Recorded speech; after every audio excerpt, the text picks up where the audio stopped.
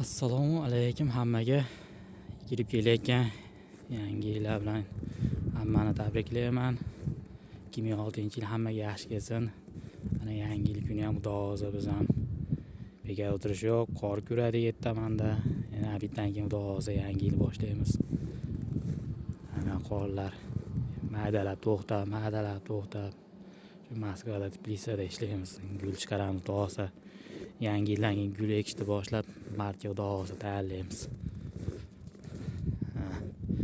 Moskvada qor.